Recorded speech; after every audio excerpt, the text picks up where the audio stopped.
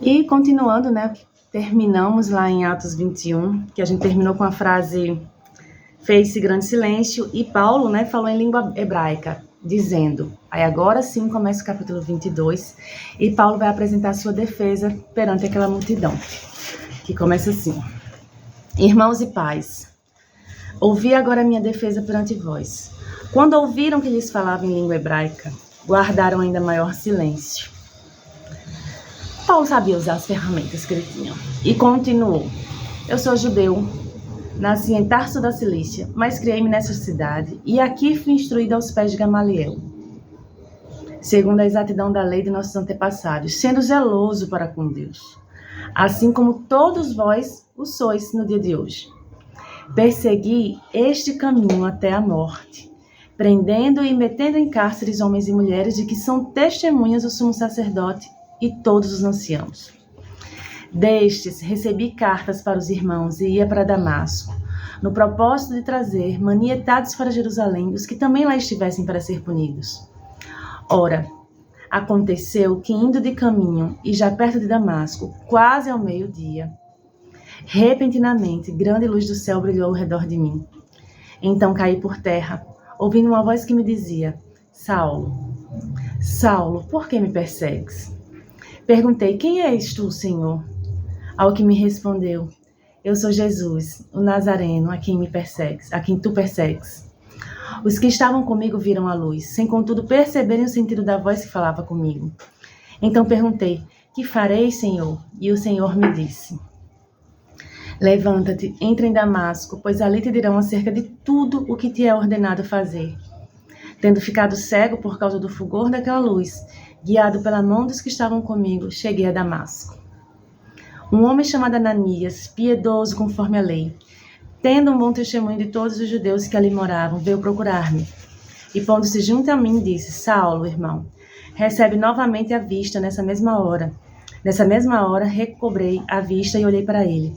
Então ele disse: O Deus de nossos pais de antemão te escolheu para conheceres a sua vontade, veres o justo e ouvires uma voz da sua própria boca.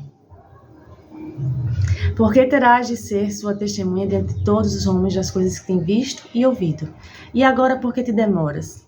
Levanta-te, recebe o batismo e lava os teus pecados, invocando o nome dele.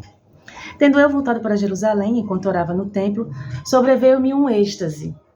E vi aquele que falava comigo: Apressa-te e sai logo de Jerusalém, porque não receberão o teu testemunho a meu respeito. Eu disse: Senhor, eles bem sabem que eu encerrava em prisão e nas sinagogas açoitava os que criam em ti.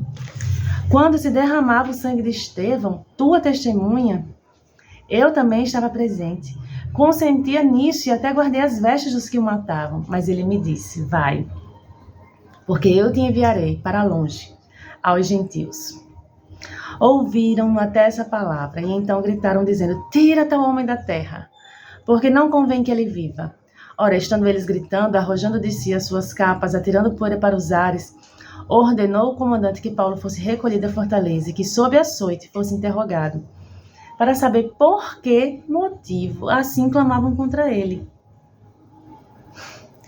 Quando estavam amarrando com correias, disse Paulo ao centurião presente: Ser-vos-ás porventura lícito açoitar um cidadão romano sem esse estar condenado? Ouvindo isto, o centurião procurou o comandante e lhe disse: Que estás para fazer? Porque este homem é cidadão romano. Vindo o comandante, perguntou a Paulo: Diz-me, és tu romano? E ele disse: Sou. Respondeu-lhe o comandante: A mim me custou grande soma de dinheiro este título de cidadão. Disse Paulo: Pois eu o tenho por direito de nascimento.